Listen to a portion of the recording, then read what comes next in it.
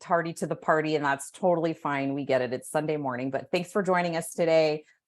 Today's workshop, we're going to dive into some fat loss things. We're going to go over a lot of like diet myths. All the slides that you see today, you'll notice some before and afters in there. Those are clients as of most recently that have had some tremendous results with ditch deprivation. A lot of our tactics. Most of the clients you're going to see today are clients of Alicia's, Amanda's, Monica's that they've been working with. And then I have one of my girls in there that we're going to show you kind of a case study as well. So you can kind of see, everybody's very curious as to how this whole thing works. And it's not rocket science. So it's pretty simple. It's just doing the same things over and over. And consistency, and we're going to talk about those things. So we'll dive in. You'll hear from the coaches as well. So they each have a slide. They're going to chat with you about the topic on there. Talk about their clients, and you'll get to know a little more about each of us as well. Because we oftentimes hear clients say, "Well, like that's easy for you. You're fit," and it's like, well, we weren't always fit. Okay, so we're going to show you. Some fun things. And I actually have a fun slide that I'm going to share that I haven't shared. I don't think I've showed anybody yet. So I'm going to share my screen. Bear with me. I'm still kind of clunky with sharing all the things. Okay, so let's go here. How do we do this? Okay, I feel like such a grandma. Fine. Okay, I'm going to hide my head.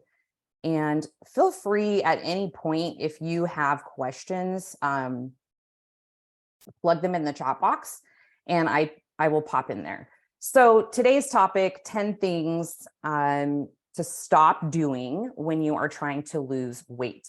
We use the word weight loosely. Really, I like to say body fat, but that gets confusing for some people because they're like, well, I want to lose weight. Ideally, most women, when they want to lose scale weight, they're just wanting to drop body fat and look more toned or more shapely. So that's the languaging you'll hear today. It just resonates with most people for me to say weight. So that's where we're at.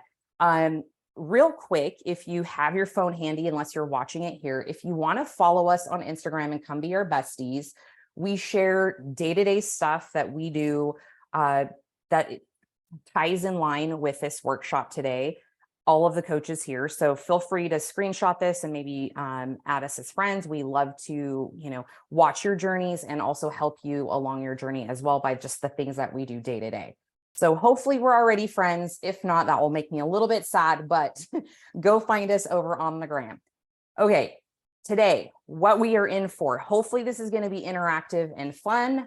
I want you to ask questions. No question is a dumb question. Trust me, doing this for 16 years, I've heard everything under the sun. Nothing surprises me, or it makes me think like, oh my God, that's a dumb question, because I had those questions too when I started. So feel free to take notes, and we'll have a Q&A at the end. We'll probably run into about an hour. I'll stay longer for some Q&A stuff, but just know that's generally where we're at. If you have to take off, totally understand. Don't feel bad. You can peace out at any time. We're going to go over the 10 foundations of fat loss. It's not an inclusive list, but a lot of mistakes that we see often. Things that you can start doing now to make change. And then also at the end, info if you want to work with us, because obviously this is a program that we work one-on-one with people, with clients, and it dives deeper and it's very personalized. This isn't like a group program where everybody gets the same carbon copy thing. It is very personalized to the individual. And so we'll talk about that at the end, should you be interested. Okay, in the chat box, if you're on a diet, yes or no, please chime in. Find the little chat bubble. Let me know. And if so, what diet are you on? I would love to know. If you're not, what have you tried in the past? Please feel free to plug that in there. I would love to hear some of your interesting diets that you've ever been on. Ditch deprivation, meal plan, doesn't agree with me, okay. Macros, not a diet, macros, love that. If you are like, what the hell is macro? We have some in-depth workshops on that, that you can find on the podcast, on YouTube. We won't go really nitty gritty into that today, but essentially it is protein, carbs, fats, and that is what your diet is made of, your calories. Macros. Okay. So other diets that are common: paleo, keto, diet cleanses, HCG. There's multitudes of diets that I've been on, I've tried, clients have come to me on, and I get it. We all want to know what's going to work. What's the quick fix? So this is the slide I was talking about. Yo, I like Oreos and nuggies too. So just because I know this shit doesn't mean I eat like an angel all the time. So the picture on the right was actually taken probably about a week ago. I was in my robe, in my bonnet, having a nice little snack. And my oldest son, who lives with me currently, said, "I'm going to take this picture. Your girls need to see what you really do."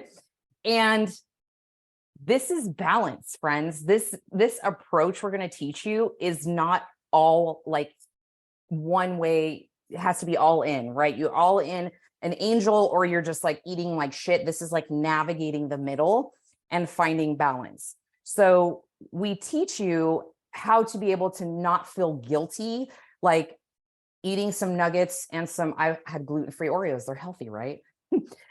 Eating some Oreos, it's balance. So when you can stop getting in the whole, like, I fucked up on my diet. P.S. You're going to hear F words drop here and there if you don't already know us. And this is how we teach our clients. It's the sanity approach to living a healthy lifestyle, being as balanced as you can, eating moderately, 80% of the time, whole, single ingredient, nutritious foods. And the other 20%, you eat nuggies and Oreos, and it's not the end of the world, and you're not eating bad foods.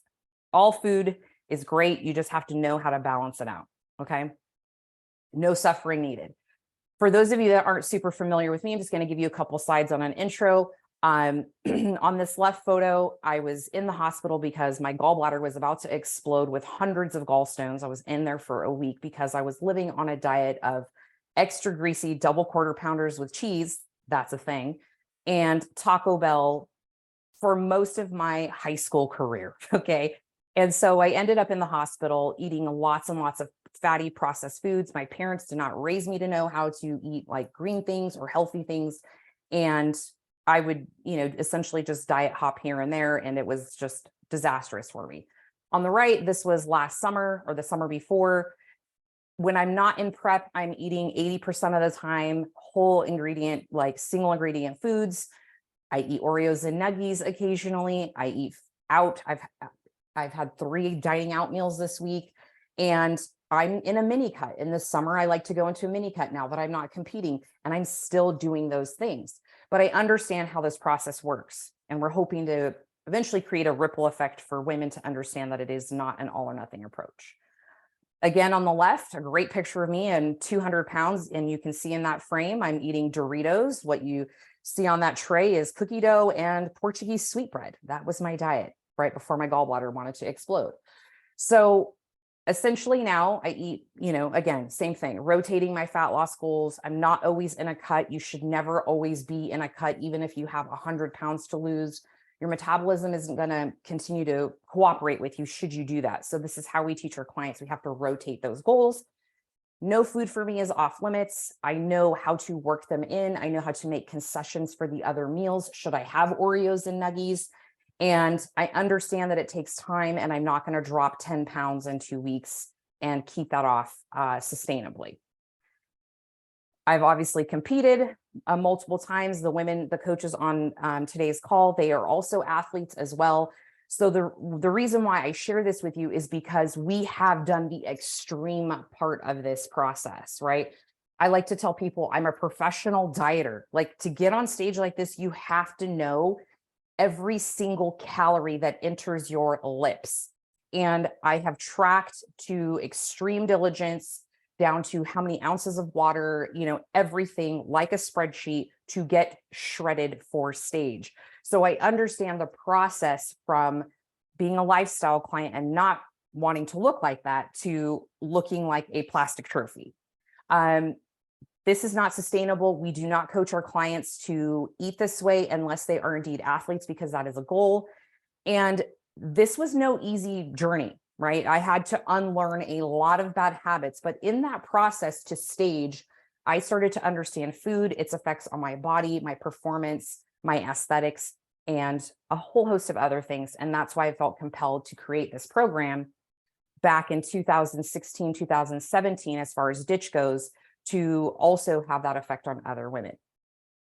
So the reason why this is important is we're wanting you to stop repeating some old outdated myths and habits that can potentially work, but they're not sustainable.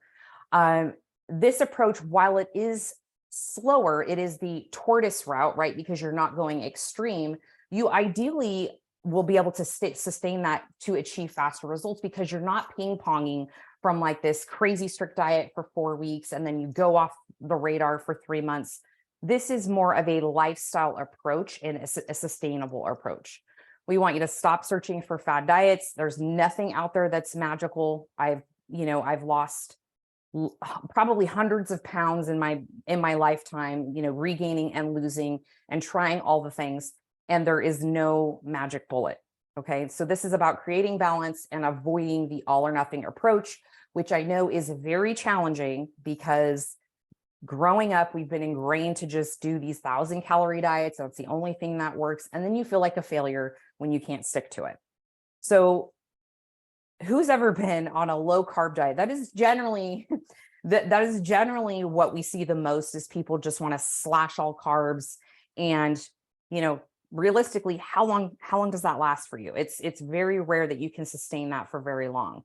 And we know this as coaches because we've all been in prep, and that is usually the macronutrient that is manipulated the most for weight loss and fat loss, but again, to get to extreme levels of leanness. So low carb diets are a super fad. You should not be afraid of carbs. We'll talk about that on another slide.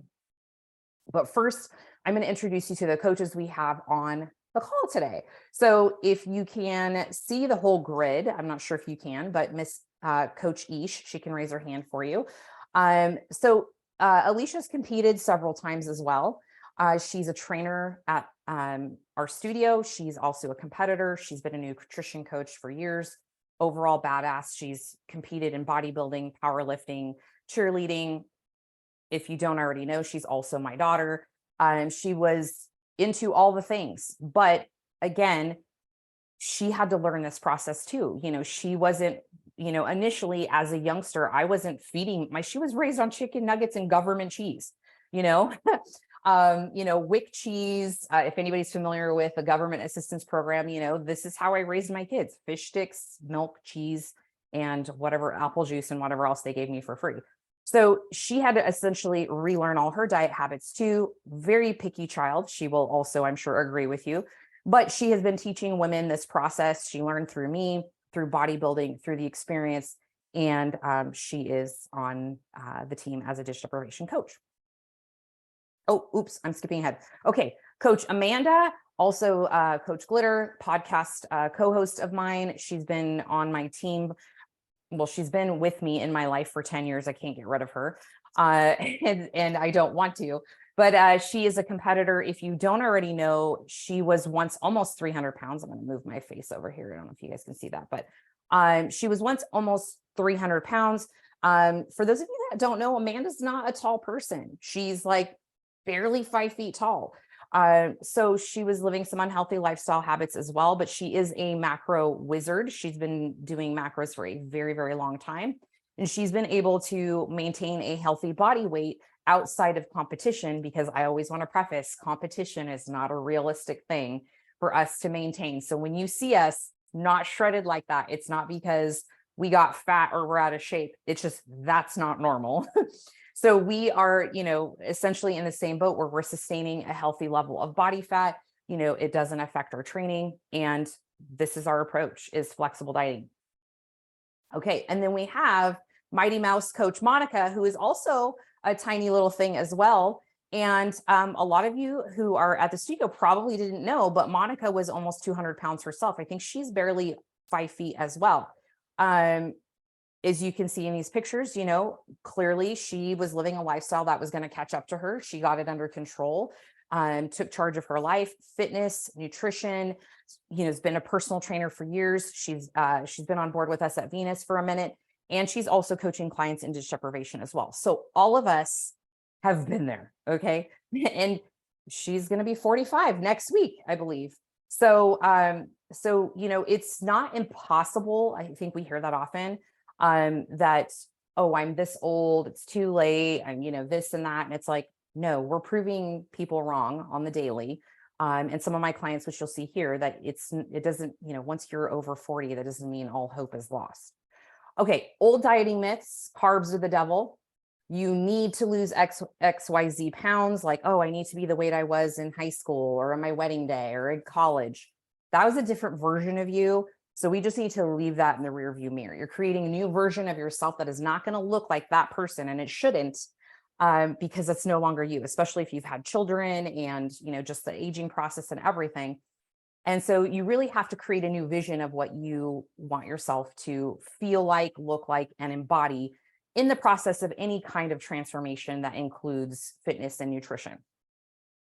The other myth is you need to do a ton of exercise. When you see us in our most shredded of Shredditon states on stage, we are doing boatloads of exercise by design because we're trying to peak for that specific day.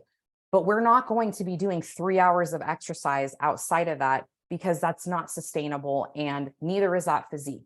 So when you look at competitors or women on fitness magazines, fitness websites, know that that's their job and they're doing it for that specific thing, that photo shoot or whatever. And they likely don't walk around looking like that all year round.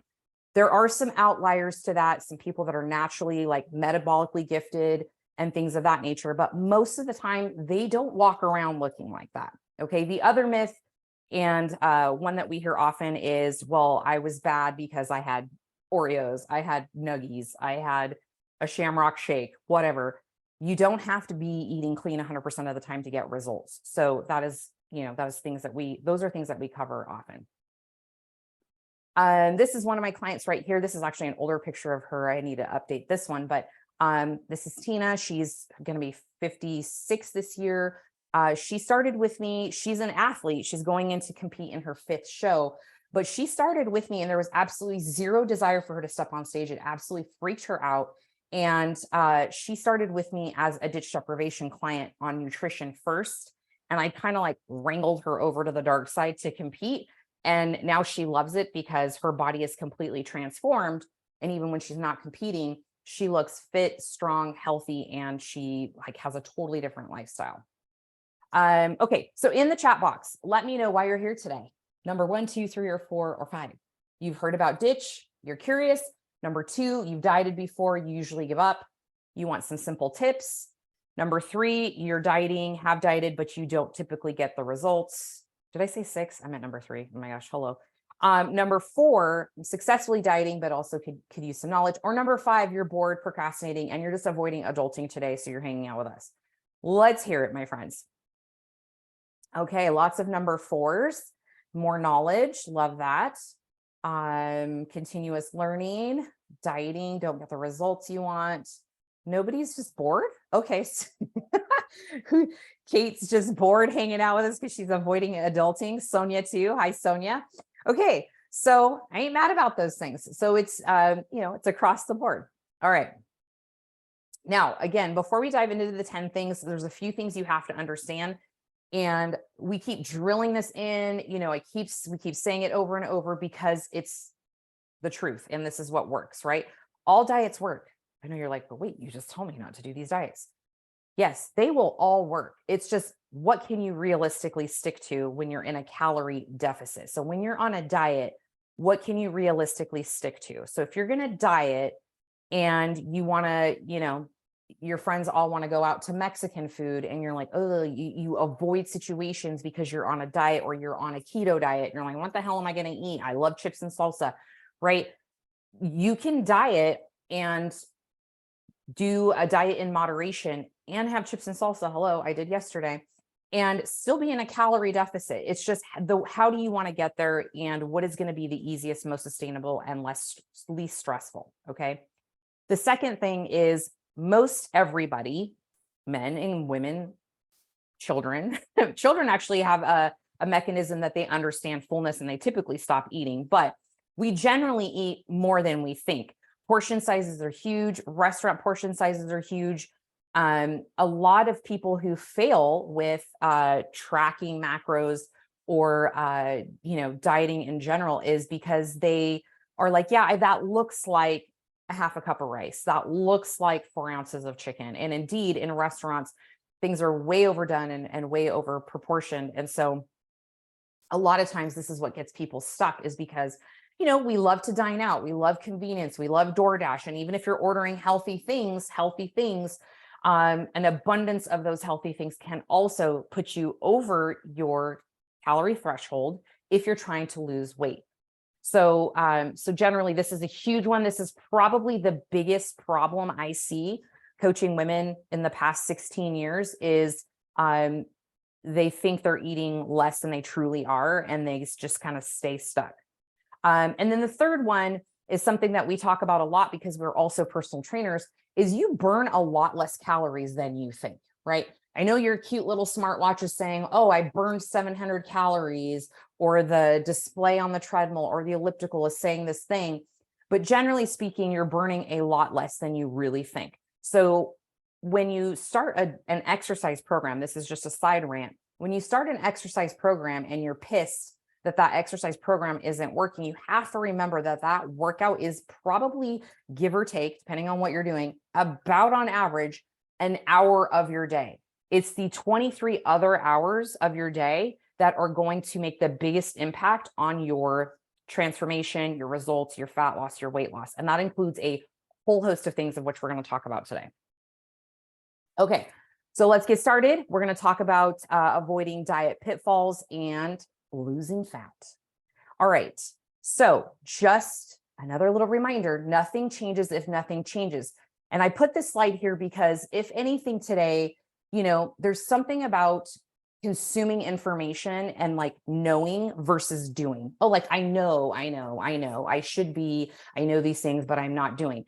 So if you know and you do nothing, nothing changes. And this is just me putting my coach's hat on, loving you and smacking you on the ass and saying, if anything today, just make some kind of change for 1% better in the direction of just health, fitness, wellness in general. Okay. Because again, if you keep doing what you're doing, you're going to keep getting what you're getting. It's like the definition of insanity is just doing the same thing over and over and expecting different results. I think that's like an Einstein quote. Okay, let's dive in. So this is a great one to like screenshot. Some of you probably, if you're already working with us, know these things, but old food habits that are easy swaps. Swapping some of the foods out in this left column for some of the ones in the right column are easy ways to just change things up without saying, I can't eat or drink this specific food group. You're just swapping things out and making concessions for higher calorie, higher fat items to more calorie friendly items on the right. So we don't demonize diet soda. You can have diet soda on our land, on our island. Sugar substitutes are great instead of high calorie syrups, sugar-free syrups. And I apparently don't know how to spell syrup there. But butter substitutes. Now I can hear the people in my ear back here because I've heard it for years. It's like, oh my gosh, diet soda is so bad for you. You're going to die eating Splenda, right? Like all these things, moderation in all things, right? So these things are great transitions when you're trying to get away from putting sugar in your coffee, sugar on your cereal, sugar in your Kool-Aid. All this stuff is going to lead to diabetes, whereas having some sugar substitutes occasionally, not overdoing them, not abusing them, is going to help you avoid diabetes, and also is not the worst thing in the world for you. That now that more studies are out showing that it is indeed copious amounts of intakes of these things that are really the problem. So donuts, there's no swap out, just have a donut. Okay. All right. Thing number 2, most underrated as well is water, not enough magic juice. This is, I believe, one of Alicia's clients as of recently. Your body is about 60% water. And we notice that a lot of our clients are dehydrated. So increasing your water is going to be huge for energy, satiety, right? Keeps you fuller, digestion. All the digestive things are super important. We see a lot of clients that aren't going to the bathroom regularly. That's an issue. And we try to tackle that pretty early on with our nutrition coaching clients because we want you pooping every day if we can. And not by way of like laxatives or stimulants. And we have a whole process to kind of help that get on track. Because if you're not digesting properly and you're not assimilating your nutrients from your food, you're going to really struggle with not only fat loss, but overall health and wellness in general as well. So quick, simple tip. You do not have to drink a gallon, right? Like my athletes are on a whole nother program, a whole nother design plan for that. And they're sometimes training 3 hours a day. And so they are losing a lot of electrolytes and a lot of fluid. So that's a different conversation, but lifestyle clients just trying to get healthy, trying to lose weight, trying to lose fat, start by drinking half of your body weight in ounces. If you struggle with meeting your body weight in ounces right now, start with half. Okay. 120 ounces in a gallon, just for reference. And this is just a great place to start.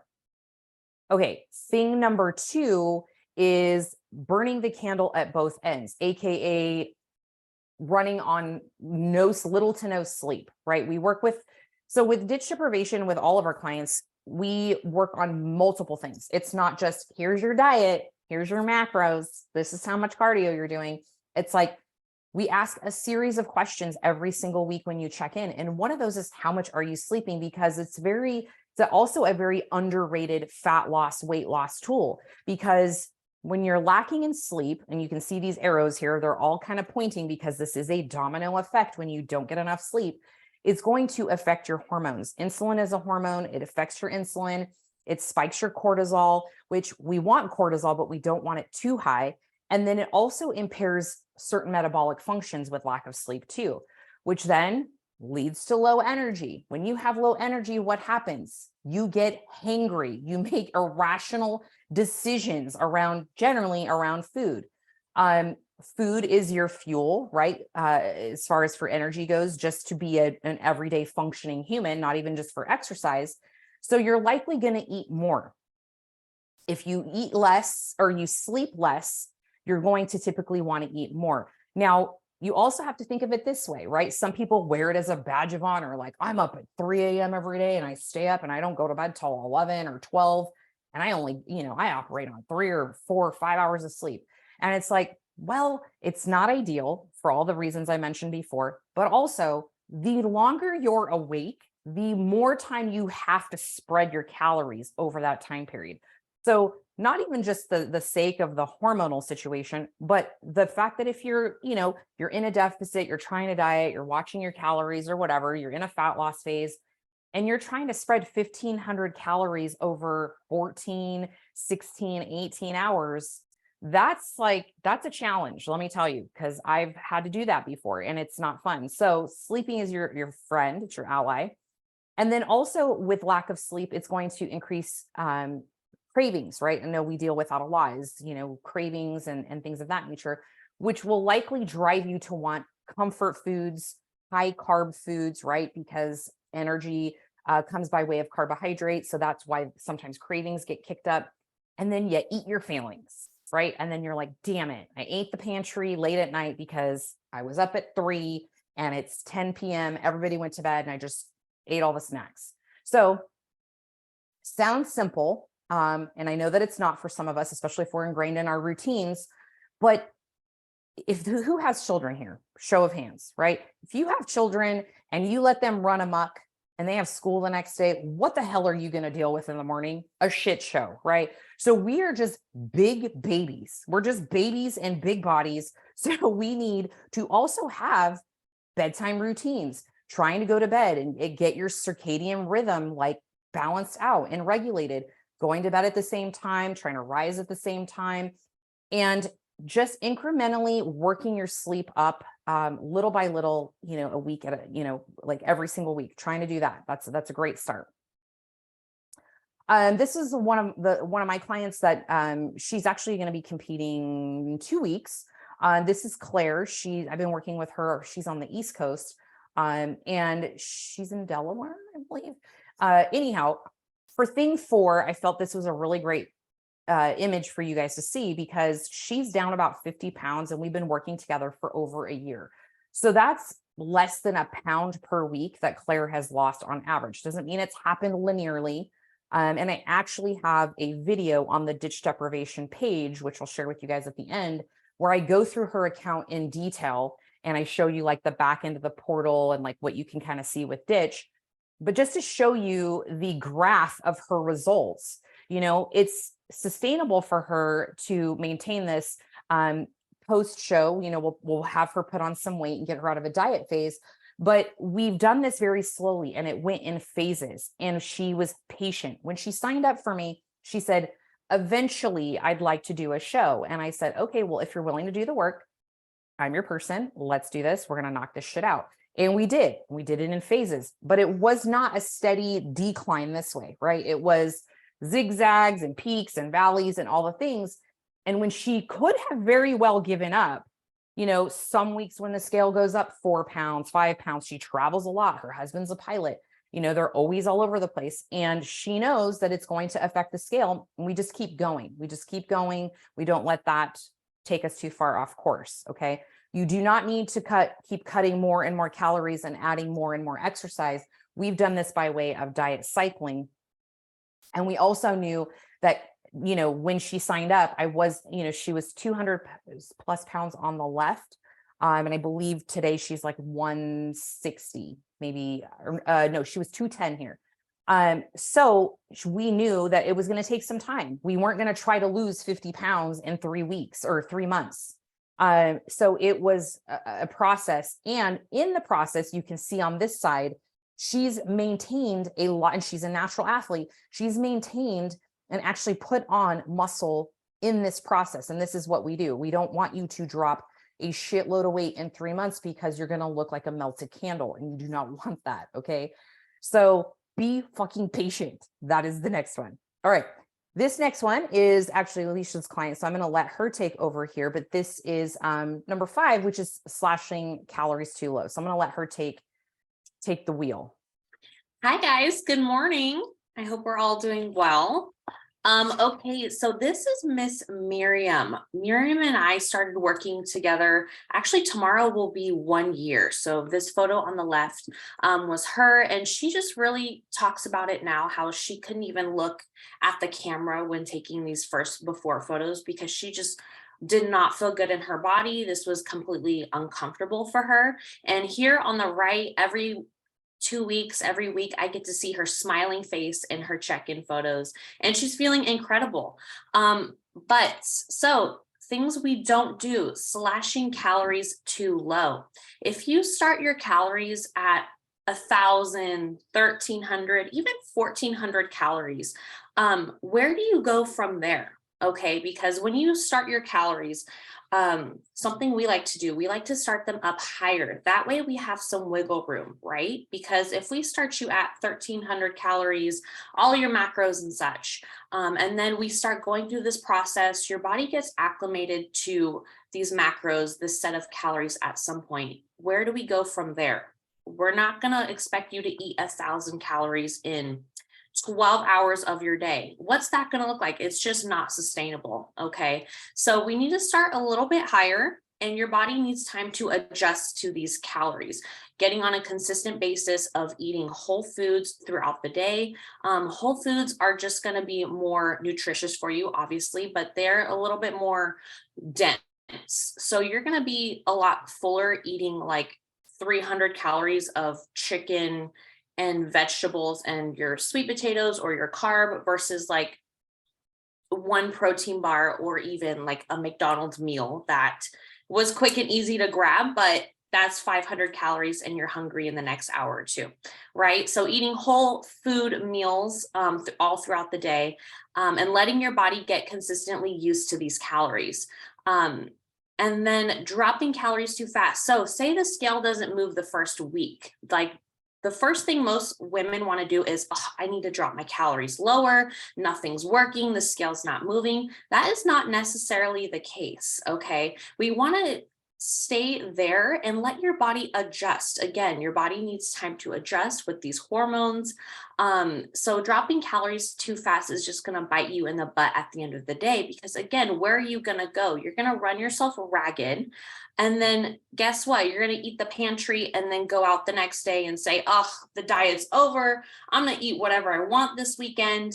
And then come Monday, you're what? Back at 1,300 calories. It's just a backward cycle. So rather than landing in that cycle, you start with a sustainable amount of calories, eat that all throughout the week, all throughout the weekend, and you are more inclined to stay more on track with your goals and not feel like you have to binge and eat calories. Because at the end of the day, the ghrelin and leptin hormones at the top, they will rise and make you very hungry and want to eat the pantry and eat all the things you don't want to eat, right? So don't drop your calories too fast. Stay with your calories for at least 2 weeks. Get some consistency down with your whole foods and don't get greedy. Yeah. I love that. Yes. Don't get greedy. We see that a lot too, with clients new to, thank you, Alicia, with clients new to this process. Is they're like, I don't know, you started me at 1,700 calories. I just can't do that. I'm going to be, I'm too full. I can't eat all this food. Well, what happens is generally when you start a new program, right? And we're like, okay, let's make these swap outs. Let's get you eating more whole foods, wiggle in your favorite foods, your sanity foods. You're starting to eat a more, like Alicia said, a more nutrient dense diet, right? Whereas the foods that you're eating are going to take up more space in your stomach and they're going to have less calories.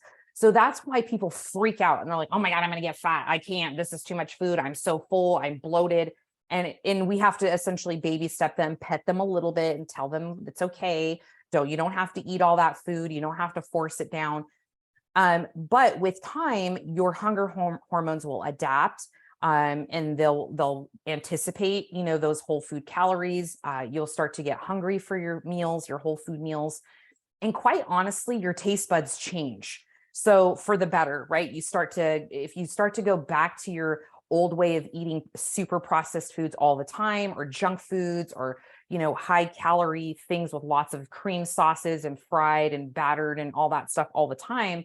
And then you start eating better, right? This doesn't mean boring and boiled chicken breast and steamed broccoli. Okay. Like I can't even tell you the last time I had chicken breast and broccoli, except my fried nuggies in that picture.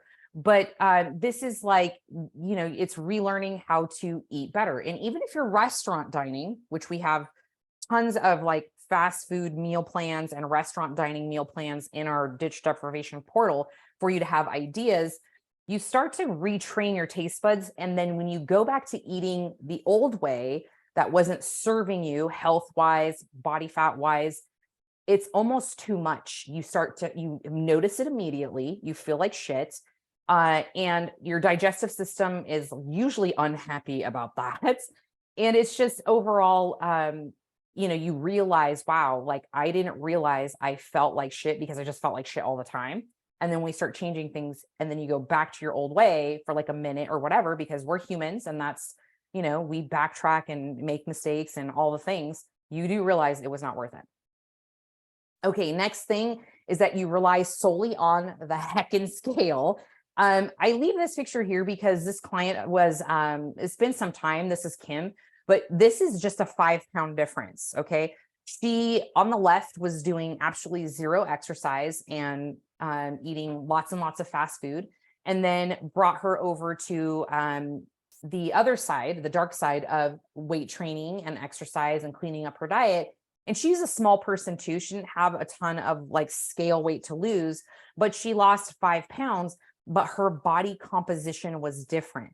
So the reason why this is important, as especially if you are also weight training, resistance training and things like that, is you might not see the scale do a ton for a minute, right? Until your body adapts and changes and some things start to take, kind of start to take off. So this is why progress photos are so important. And this is why we have our clients take photos every single week. Even when they think it's like watching grass grow, they're like, nothing's changed, looks the same. Well, leave that up to us to make to make that that before and after sort of side by side for you, which our system allows us to do. So we can pull up your photos when we do your check-ins in real time on video and show you, okay, Mrs. Jones, here you were this weight, here you're this weight. It's been 6 weeks, 8 weeks, whatever. You've lost 5 pounds, but look at the difference. And you will notice it obviously clearly, like in your clothes, your measurements, all the things. So you really have to not just be anchored to this stupid little scale. And remember, there are 100 other positive measures of success that you can keep anchored to continue going in your journey rather than it just being the scale. So body composition is super important. Okay. Number 7 is guessing how much you really eat, which we talked about earlier. So I won't spend a ton of time here, but we don't expect you to measure forever, right? Like I haven't really used a food scale in quite some time. And then now I'm kind of going into a mini cut. So I'm using it sporadically, mainly for like my carb portion sizes and, fats, but proteins I feel pretty confident with. And that's something that you will build autonomy with over time. We don't expect you to have to carry your food scale with you everywhere you go, on trips to restaurants and all that. But when you have never done this before and you think you eat good, Coach Glitter and I talk about that a lot on the podcast, it's important for you to have a little bit of a reality check and see exactly what 4 ounces of chicken looks like, 4 ounces of rice, whatever your meals are going to come, contain. It's important that you know that and see that. So you feel, empowered by that feedback that you're getting by seeing like, oh shoot, well, I really have been overeating for quite some time. Or maybe the other way, maybe you have been under eating, which is less likely the case, but measuring is important. The other thing that's super important is snacks. Yo, I love me some snacks, but snacks are a trap. Okay. And I know that if I buy snacks, like I was talking with my youngest son, and if you can resonate with this, please, by all means, let me know.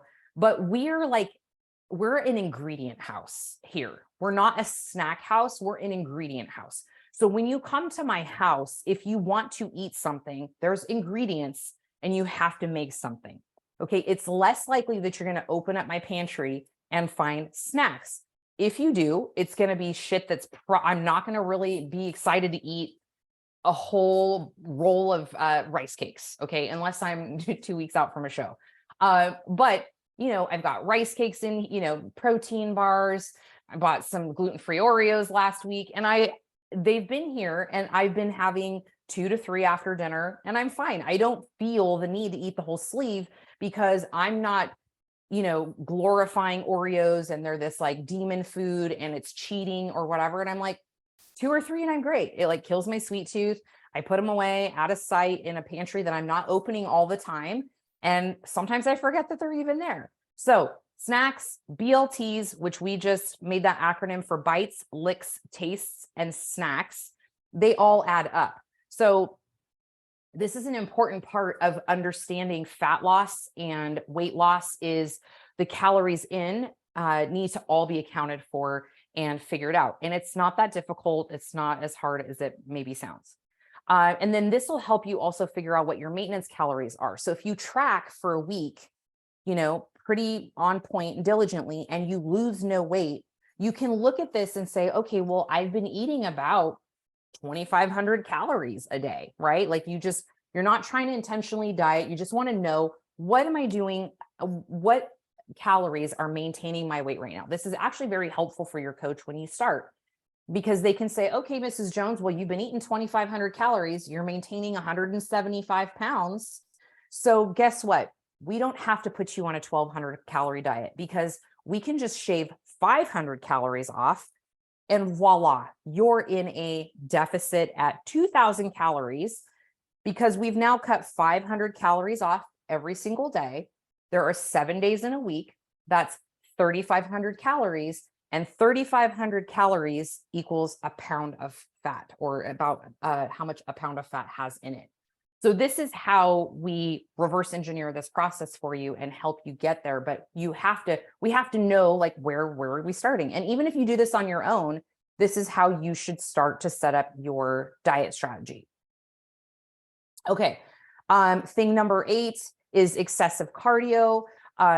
This is also another myth, is that you got to do tons of cardio, more exercise, hours and hours. And it's mainly, if you can get your diet under control, you will not have to do all these other excessive things that are in turn going to increase your hunger. You make it harder for you to keep muscle. Like I showed you in that example of Claire, we didn't just add 1 hour of cardio every day, caught her to 1,200 calories out the gate, even though we knew she wanted to lose 50, 60 pounds. It didn't start that way, right? We did the minimum effective dose. And what I mean by that is, like, when you have a headache and it's pounding, right? You go to take some pills. You don't take 10 Tylenol because you think more is better. You just take 2, right? You're like, okay, let's see if this headache goes away with 2. It's the same thing with fitness. You don't want to throw everything at your fat loss and get overwhelmed and do all the things, because even if you were to stick to that, how long are you going to be able to do that, right? How long are you going to be able to sustain that? So questions for you is, what do you enjoy doing, right? Most of us enjoy weight training. That's our jam, because we know it creates shape and curve and tone, right? What can you sustain? What else can you control, which is essentially going to be your nutrition. And then I just added this one in here, which is, spoiler alert, we do not always want to exercise, but we do it anyways, right? We have these great shirts that say "fuck your feelings," and the reason they came about is because somebody had asked me on a Q&A, like, well, what do you do when you don't feel like eating healthy and working out? And I'm like, I don't feel like it, but I fuck my feelings. Like, I don't care what my feelings say. I'm going to do it anyways, right? Like, I'm going to be 45. I want to look hot till as long as I can. And I want to feel great and be able to chase my grandkids around and do all the things and run laps around all the people who weren't taking care of themselves in their 40s. So that's my MO, but we don't always want to do it. Even us as fitness professionals, I can't tell you, I probably don't want to exercise 4 out of 6 days that I do, right? So just know that that's totally normal. And we're not like some magical unicorns that just have all this shit figured out. Okay. Number 9, I'm going to unmute Miss Coach Glitter here. Actually, can you? I did. Okay, you Hi. did. Awesome. All right. Hi.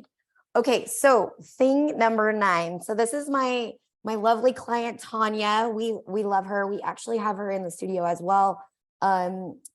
She's a special case, but with what's on the thing number 9 is Skippy Meals or depriving and fasting. So this is like a huge one that I really push.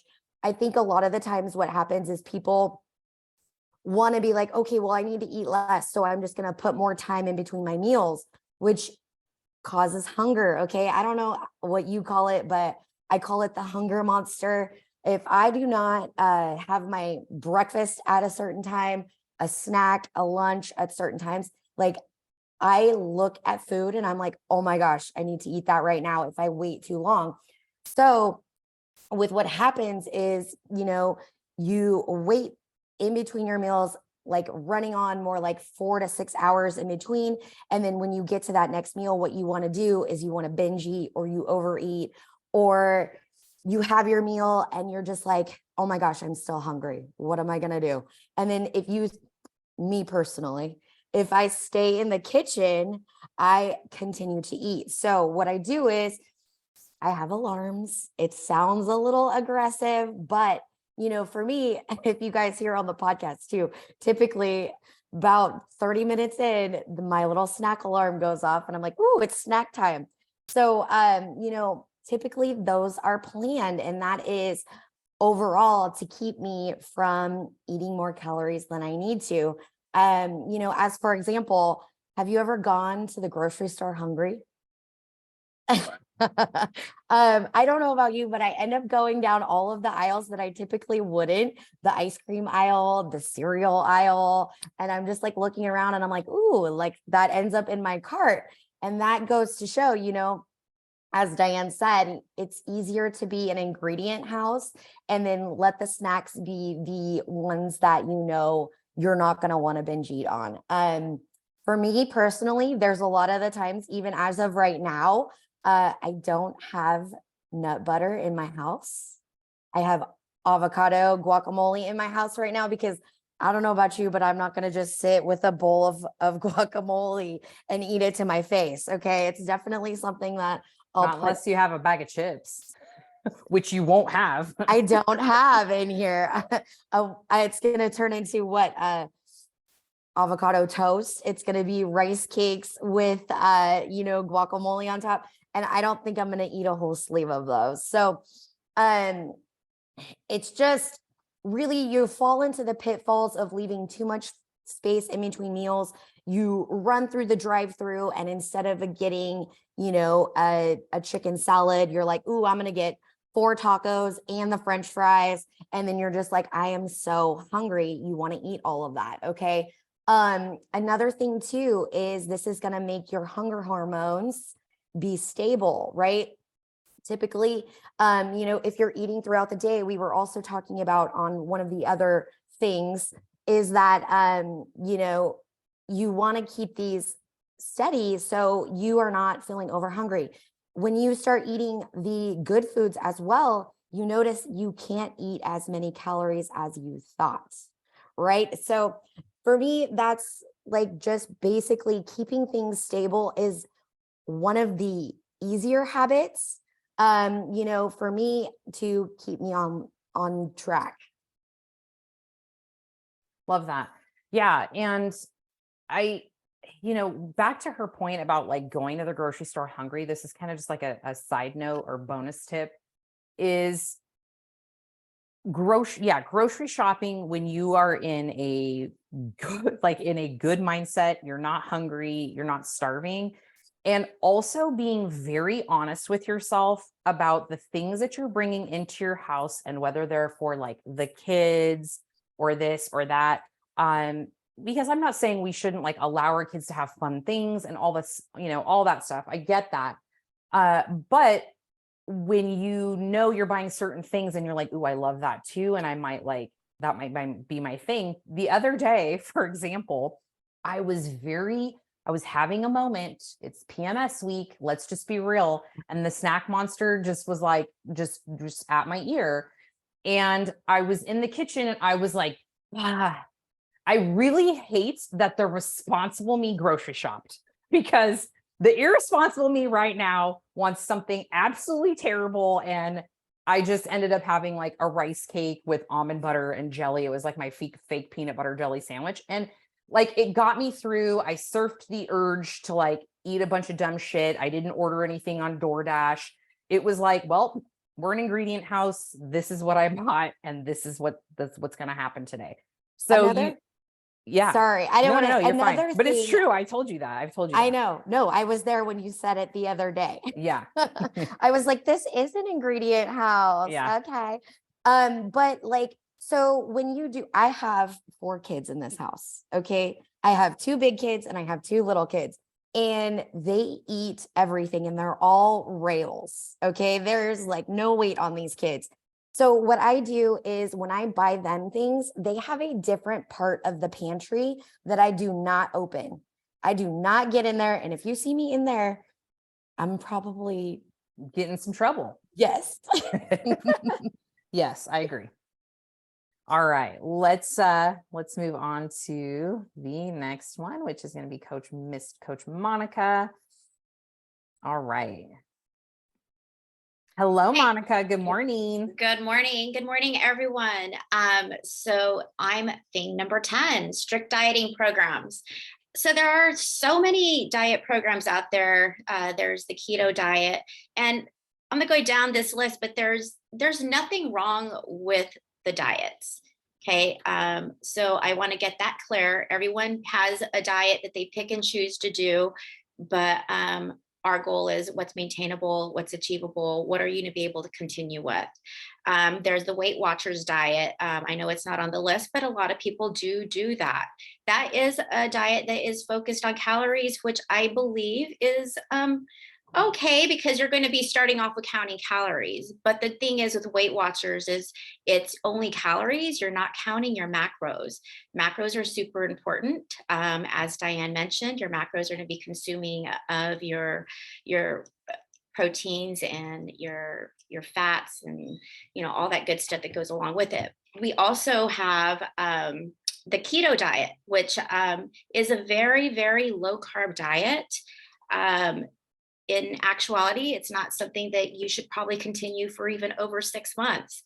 That's a proven fact, but some people choose to do that. And for a lot of it is a lot of people choose these different diet variations.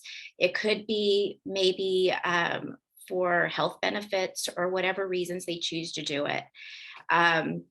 You're very deprived in some of the areas in the keto diet, but it is pretty healthy on the other side. You're not having any sugars, no sodas, no pastries, no the white breads or anything like that. You do become a little bit nutrient deficient in some of the other areas that are kind of important. That's why it's not sustainable for probably over a period of 6 months.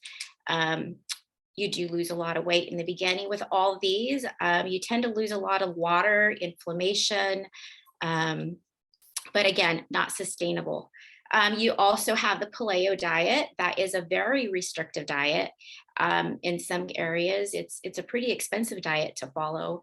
Again, nothing wrong with it. A lot of people have some health issues and they choose to do that route.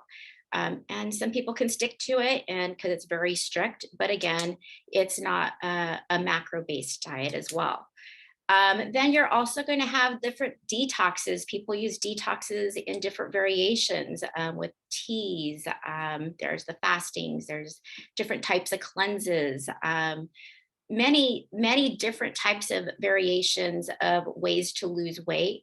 But the way we teach people is macros. And the reason we follow macros is because it's going to be a lot of the important stuff that you need to keep, and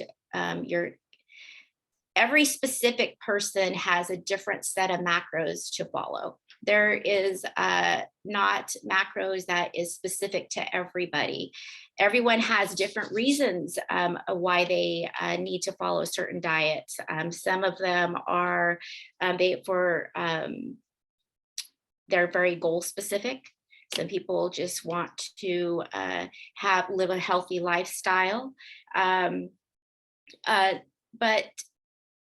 then there's people that just want to lose weight for vacationing and stuff like that. But the way we teach people is we want you to be able to have a diet that is, we follow the 80-20 rule, where you're pretty much eating whole foods for 80% of your diet.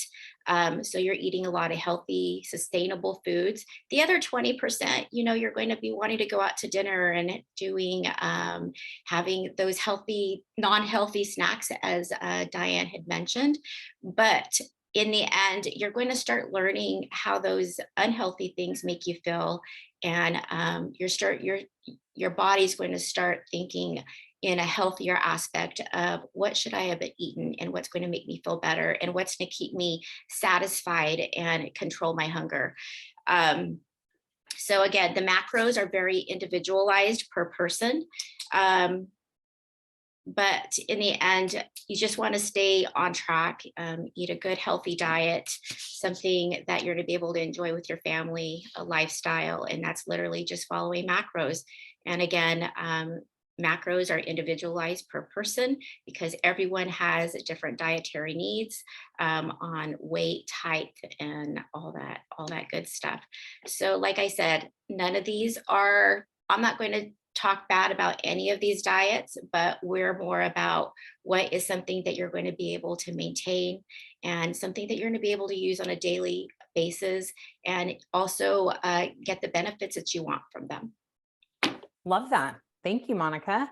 You're welcome. And one great thing to point out, as Monica mentioned too, is that what a lot of people don't realize is that most of these diets that are listed here, like keto, paleo, a lot of like the detoxes, the cleanses, teas, those things were created in specific for a health condition, right? Like there's like the cabbage soup detox diet that was made for cardiovascular patients.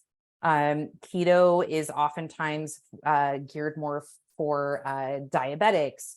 And so these dietary strategies, doctors were creating them for these health conditions. And it's kind of started some pandemonium amongst dieters because they would see people getting these extreme results, because a lot of times, like I remember the cabbage soup diet from back in the day, and I came across that and it said like diet to do prior to it was like a heart surgery or something. And they're seeing these patients lose these drastic amounts of weight. And they're like, oh, well, my friend, she's going to do surgery. She's doing this thing. The doctor says she has to lose XYZ amount of weight. I'm going to try that diet. And so that's a lot of times how these diets became very popular, was from the medical community creating them for necessity for patients to not die on the operating table, or to improve quality of life. So that's something that just kind of think about. Now, the other thing too is like these bro style bodybuilder diets. A lot of times we see people that come to us that were working with other coaches, or they were doing other, fitness camps or whatever. And they bring us their diet, and it's like tilapia and asparagus for, most of their meals. And it's like a 12-week thing, and they lose a ton of weight and then they just gain it all back. So that's why I'm saying like the bodybuilder style diets, they serve a purpose for that one day, but it's not something that people should be doing on the regular, just as a lifestyle. It's not sustainable. And then just as a bonus little note here is, most of the time with a lot of these diets, you're losing a lot of like water weights. The teas and cleanses are going to make you, shit your pants a lot. And that's where a lot of that weight comes off at first. So it's not true fat loss initially. It's like a real big whoosh of fat or water weight.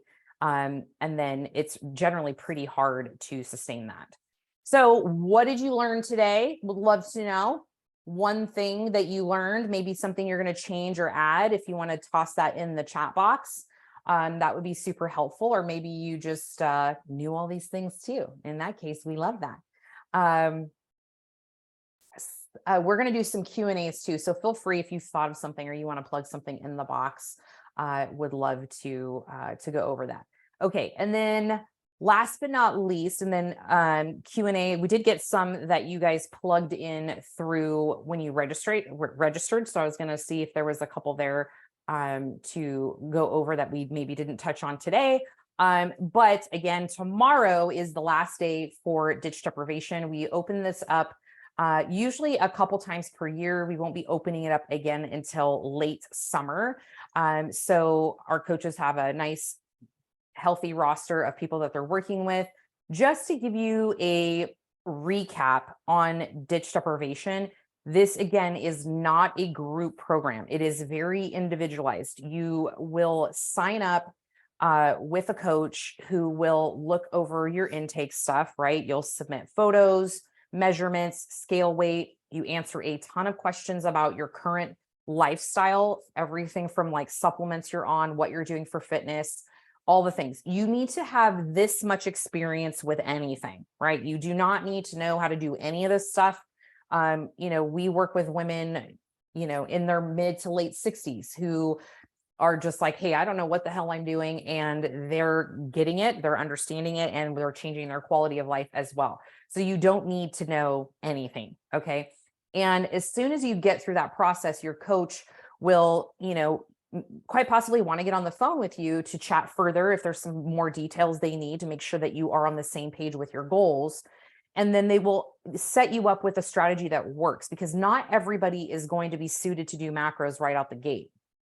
I've had clients, the coaches have had clients where they don't do macros for a minute. They're working on certain dietary things that need to change slowly. So it's not like drinking from a fire hose, right? Like, oh my God, there's way too many things. I got to change too many things. This is frustrating. I want to do nothing.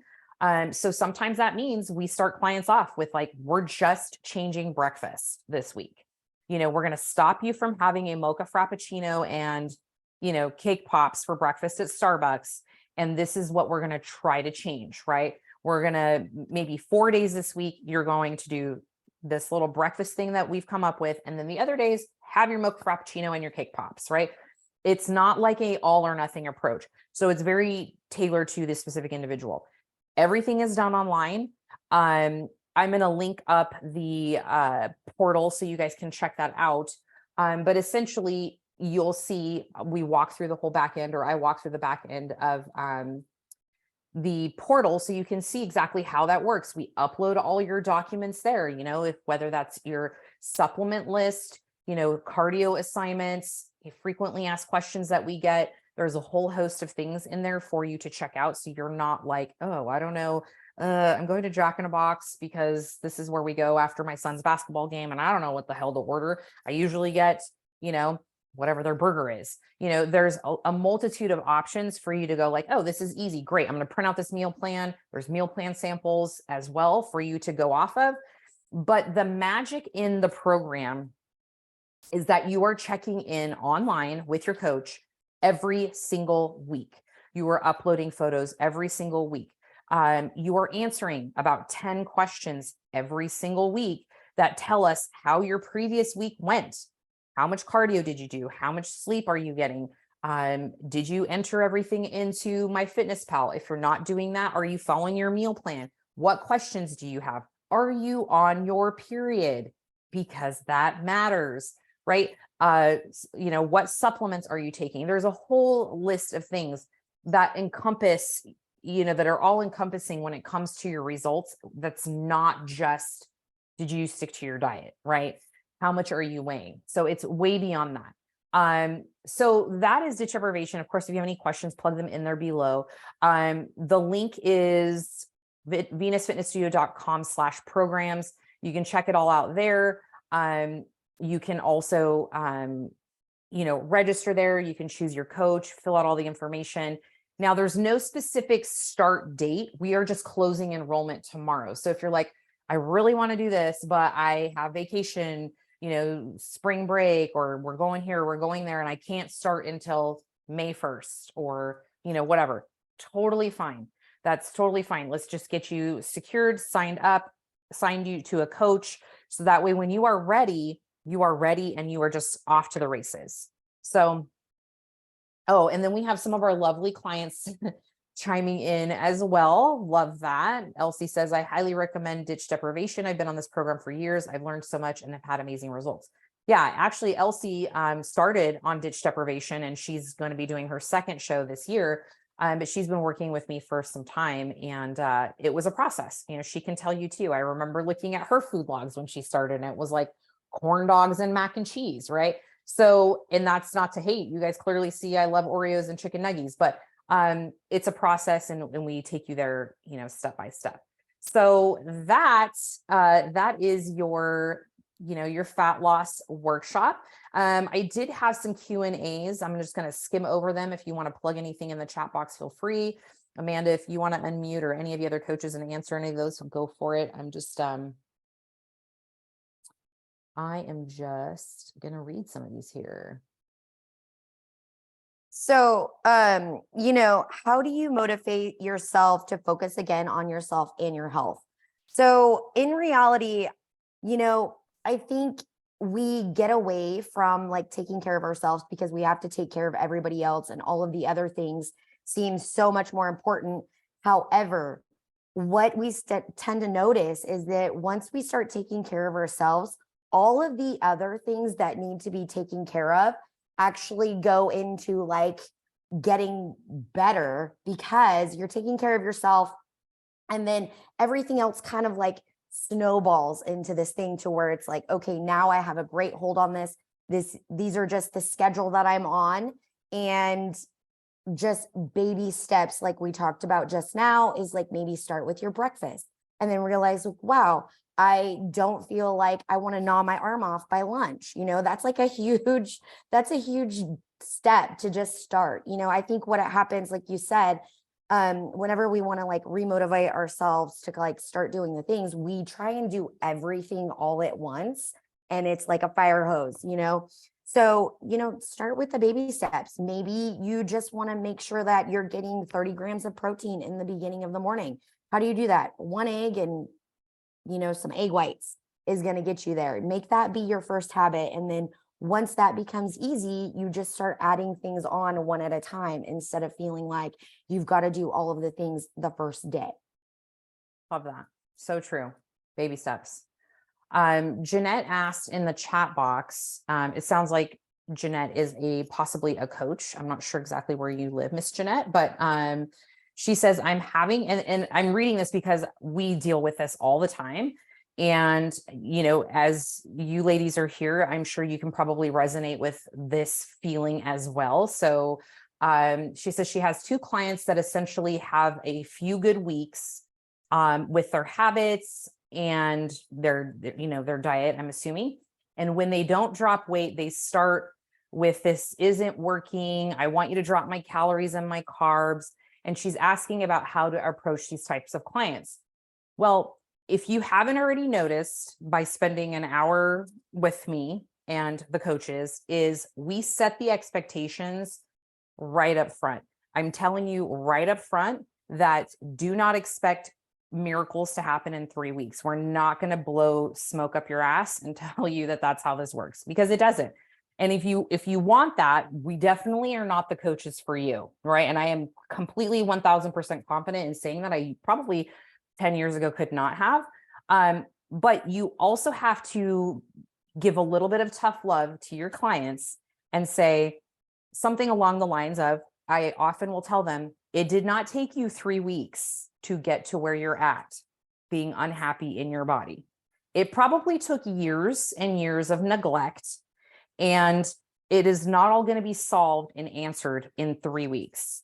So we see this all the time, right? Coaches, yes, if you agree, right? Like they're like, oh my God, it's been 3 weeks. And I'm like, how long have you been eating like a shit show? Okay, let's keep going. So, you might not have my approach in that. You might be a little bit kinder, but essentially you have to set expectations for clients to know that things take some time. This happens often. I actually had a client this week that told me, I haven't dropped any scale weight this week. I'm like, just this week she was focusing on. She's been dropping the weeks before. Great. I said, keep doing what you're doing. Lo and behold, the next day she dropped like another 2 pounds. It's just keep rinsing, recycling, and don't look for that fast. Yeah. Whatever. The magic pill. Yeah, the magic pill, the next best thing. Yes, sure. Exactly. Somebody asked, where did that go? Oh, how to manage staying on track while traveling. Now, for me, and like Amanda probably, I don't know, feel free if you coaches want to chime in. But for me, when I travel, my base of nutrition basically stays the same. It does not matter where I go, right? When I have breakfast, whether I'm running into Starbucks or we're sitting down somewhere at a breakfast place, I know that my food is going to be centered around a protein. And that is the primary thing first, right? Whatever that is. Breakfast, lunch, dinner, snacks, whatever. I usually come prepared with some protein bars in between. If I'm like, we're going to Vegas, me, Alicia, and Amanda are going to be going to Vegas to a fitness conference next week. We're going to be in conference 2 days back to back, and we'll come packed with protein bars, probably some protein powder, just to make sure we hit our protein targets. And then I'm not taking food with me, right? We're going to have access to restaurants. We teach you, like, find a protein, try to eliminate too much excess greasy fats, and have a veg, and find a carb. And then when it comes to like dinners and things like that, You just have to decide what's worth it. And I've always called this for years being a food snob. You have to be a food snob, right, Amanda? You're laughing because I know you know what I'm talking about. You have to decide what's worth it. Am I going to eat this crusty, probably not super delicious bread that's at the table just because it's there? Or would I rather have a glass of wine? Probably rather have a glass of wine, right? So you have to make concessions. If I'm at Mexican food, I'm a chip snob. If I'm at some restaurant I've never been to and the chips are great, but the salsa's trash, like I'm like, nope, I rather have tacos. I'm like, well, maybe have like a couple chips, right? So it's all about like figuring that out. And you should not have FOMO and like, oh my God, I'm traveling. This is the only time I'm going to get this, like whatever this thing is, and be able to still have fun, enjoy some things and have some balance around it. Anything anybody wants to add, feel free. Okay. There's some questions that came through that are like, it's very person specific, like how much cardio do I need to lose weight? That really depends on the person. It depends on how much cardio you're already doing. You know, how long of a timeline you're giving yourself to lose weight. So there's some variables that we figure that out for our clients. And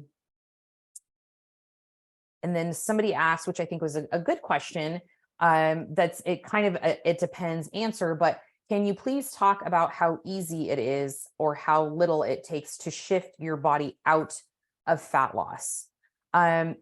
Essentially, the way that we do this is in phases, right? So if we are dieting somebody, because a lot of times when people start ditch, they want to lose fat, right? That's their initial goal. A lot of the times, not all the time. Some people want to put on muscle or they just want to like change the shape of their body and kind of like scale weight's really not of importance. But if you're trying to lose fat loss, you want to do that in phases. And the way that we do that is we're not going to take you from a 12-week, deficit, which again, sometimes we plug in little diet breaks in there, right? Where you have little pauses and increases in calories. And then you're like, okay, we're going to take this specific client into maintenance for a little while, right? They're not really trying to be hardcore with their fat loss or anything there. We essentially will increase their calories. And it's not generally by a ton, but it's enough to see how things react, right? So if you've been, for simple math, let's say you've been at 1,500 calories, you've been at fat loss, things are looking great, but we want to move you to maintenance. That might look like we're going to add 250 extra calories per day for a week. And let's see how that works. Are you still losing weight? Does that make you gain weight? 250 calories is like a protein bar. It's not a lot, right? Maybe we give you more calories. Maybe we go with 500 and see, does that maintain you? So it's very person specific, but it's not like you're in a cut for 12 weeks and they're like, all right, just go eat whatever the fuck you want.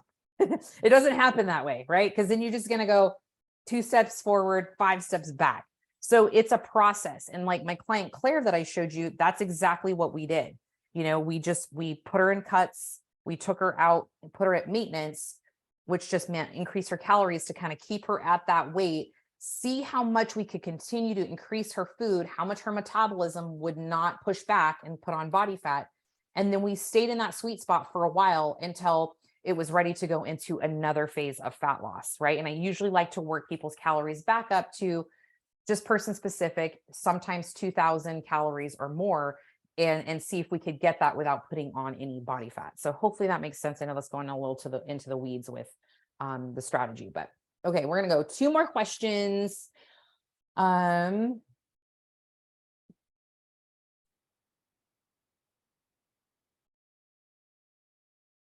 Okay, so this is a good one. How to change your midsection when nothing has happened in months.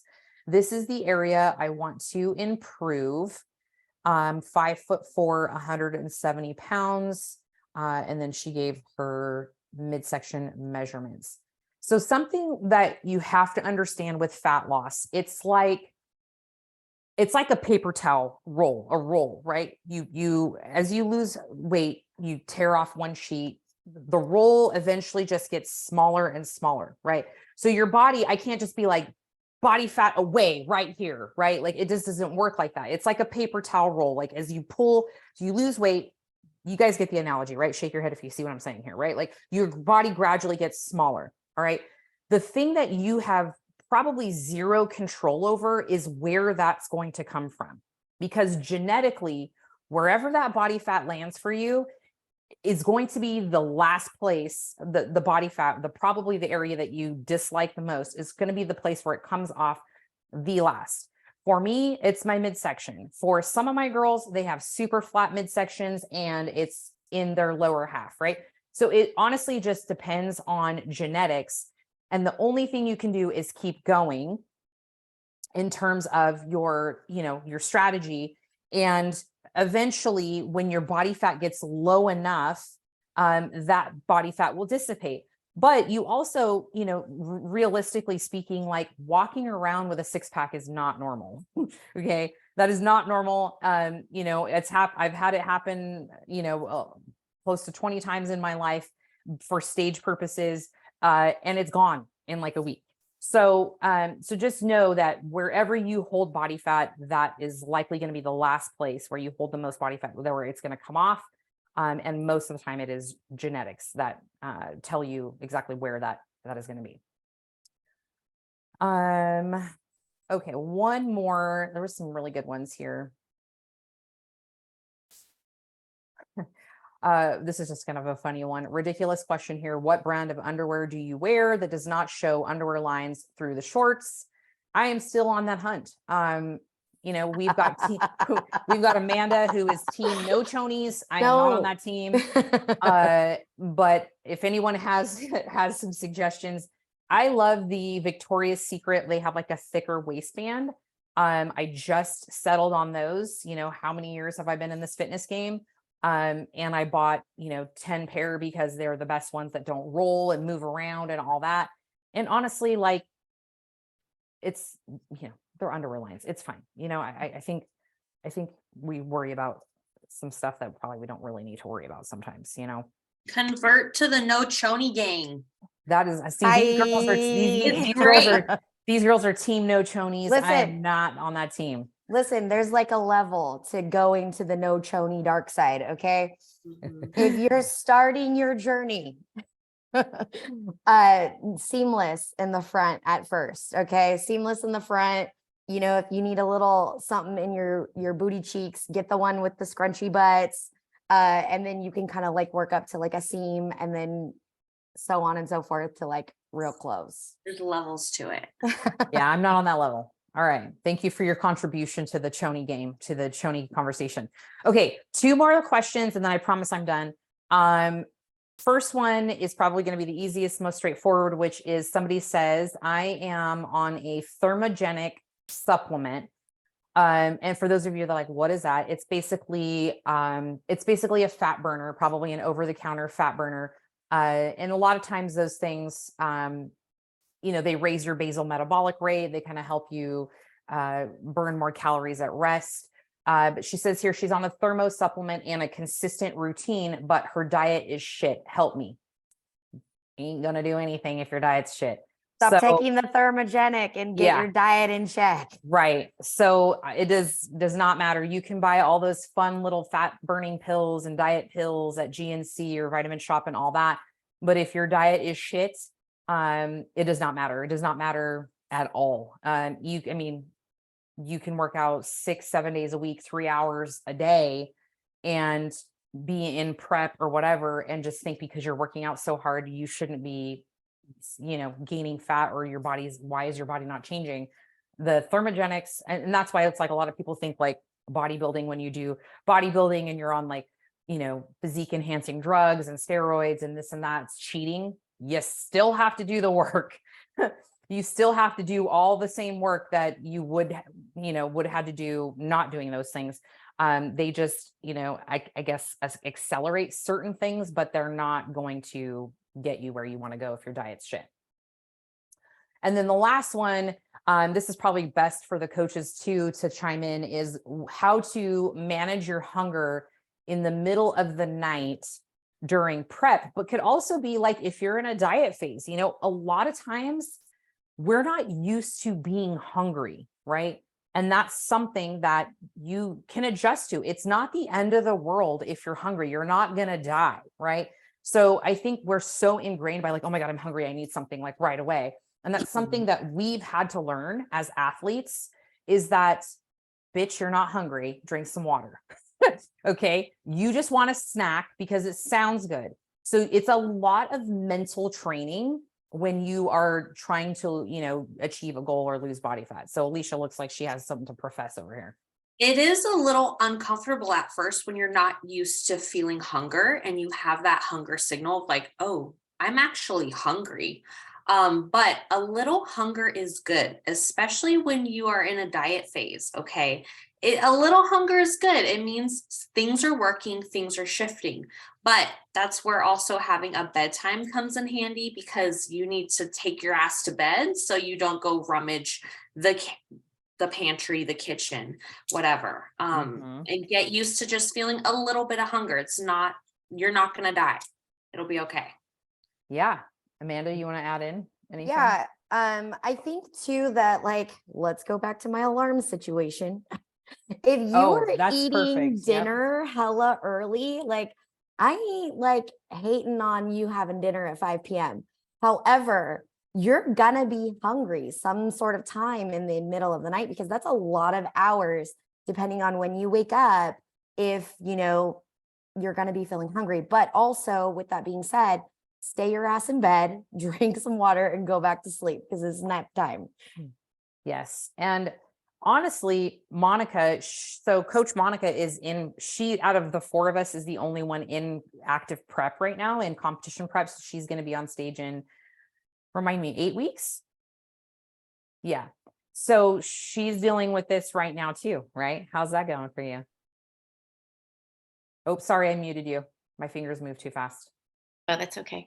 Everything's going great with me. I make sure that I have something because I know I'm going to fight those cravings at night, and then I have a very hard time going to sleep. I know you could brush your teeth, all those different hacks that you can do before you go to bed. I do all that. But right now I'm at that stage where I do get hungry, but not just myself. I'm speaking for a lot of my clients. My clients say, you know, I get hungry and I get snacky at bedtime. So my biggest suggestion to them is find something healthy that's going to be enjoyable, maybe a little bit of a sweetness in it, that you're going to put in the fridge. And then when you're going to bed, you're going to pull that out and eat that before you go to bed. So it keeps you satiated and happy. And then you have some food in your belly so you can go to sleep. For instance, mine right now, I do the non-fat Greek yogurt. We were doing some berries, some stevia. You could throw in those chia seeds and flax meals, anything to make it a consistency that you like. But that's my go-to right before bed. It keeps me full. I don't wake up starving in the morning, and it keeps me asleep like a little baby. Yes. Sleeping until it's time to wake up and eat again. All right. Thank you guys for that contribution. Well, this was a lot of fun. I love talking about this shit. I mean, we used to do these workshops in the studio and we'd have like 50 people in chairs and we'd be doing that, which I kind of miss. And I feel like we need to do again in person. That would be fun. But always a good time. Hopefully you guys learned a thing or two. And if not, we've inspired you to just take charge and take some action. We'll see you hopefully on Instagram. I know some of you are already enrolled in Ditch, so that's exciting as well. And we'll see you soon, everybody. Have a great Sunday, and I'll see you over on the gram. Bye.